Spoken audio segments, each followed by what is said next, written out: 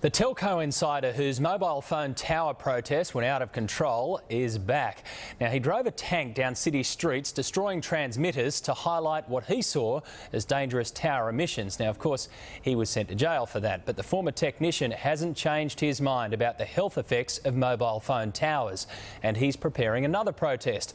But as Laura Sparks reports, this one won't involve a tank. The message was that how dangerous it was. I wasn't thinking clearly. I made some rash decisions, which I really regret. But it was out of sheer frustration, wasn't it? Yes, yeah. His desperation drove him to extreme measures. John Patterson did the unthinkable. He went on a destructive spree in a tank, and now he's paid dearly for his actions. I was proved guilty, and I was jailed for my offences. How dangerous is this office? It's catastrophic. You wouldn't work here. We first met John, a former senior telecommunications technical officer with Telstra, more than 2 years ago. Back then, he was waiting to be sentenced, facing a jail term for his tank attack. I was involved in rolling the technology out. I was very responsible for any safety things that actually happened. So I felt obligated to actually do something about it. John borrowed his mate's armoured personnel carrier, one of only 2 in the country, and rammed 8 equipment shelters housing transmitters for mobile phone towers. It disrupts the bioelectric system of your body, which is really your brain, your nervous system, how your muscles talk. For 20 years, John tested Telstra digital systems. Over the time, he realised the dangers of electromagnetic radiation. When he moved to this Telstra depot in between 2 mobile phone towers, he got violently sick. It microwaved us. So I got all the test gear out and measured it and drew up a report and showed that it was an occupational hazard to work in that building with that amount of radiation. And I was immediately removed from service. After taking a voluntary redundancy, John went on to warn every responsible authority. Everyone said I was technically correct, but no one had the power to stand up on my side. People within the industry, they've just misinformed all of the relevant authorities. So if the industry knows mobile phones are so dangerous, don't they have a legal duty of care to tell us? Anyone that realises that it's bad is removed from the industry.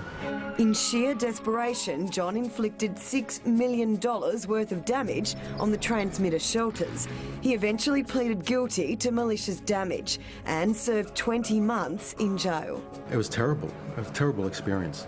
I never want to go back to jail. I'll never break the law. There's about 18,000 mobile phone towers dotted across Australia, and John's not the only one worried. Electrical engineer John Lincoln. People start losing their regular sleep and they get lethargic. Australia's top neurosurgeon Charlie Teo. We're seeing the increase in frequency of tumours in the insular region, which is this region right here, the temporal lobe, the frontal lobe. So it's right there where you hold your phone. Not safe, not right, not on. And it's not just radiation from mobile phones and towers. Here in Melbourne, residents are worried about a large-scale expansion of this electrical terminal station. EMF is known to have an association with the incidence of childhood leukemia in a population. So that's electromagnetic fields from high voltage equipment. The Australian Communications and Media Authority says there is no substantiated evidence on adverse health effects from mobile phone towers or mobile phones. But John says it's the accumulation. We're in Sydney Basin, there's probably 10 million phones in Sydney Basin. Then there's all the Wi-Fi is used. There's all of the communications, radio, TV, everything. John's now setting up a business. He's got $500,000 worth of equipment, including this $80,000 spectrum analyzer, one of only a few in the country. So how much radiation is in here because of that tower? It's equivalent to thousands of mobile phones being inside the office here. All ringing at once? Yes. So if I was to work in here for 2 years with that mobile phone tower there and that radiation in here, how would it affect me? Worst case scenario, bowel cancer, liver cancer, lung, heart, brain problems. His aim to alert people on how to identify immediate effects of radiation, for example, sleeplessness, and then to teach those concerned about how to safeguard their homes and offices. What you shouldn't have plugged in during night time when you're sleeping, just general occupational health and safety. If you're not getting your sleep, I can show you how to get good night's sleep. And a Senate committee inquiry has been taking submissions into where mobile phone towers can be located. We'll be hearing more about their findings in May.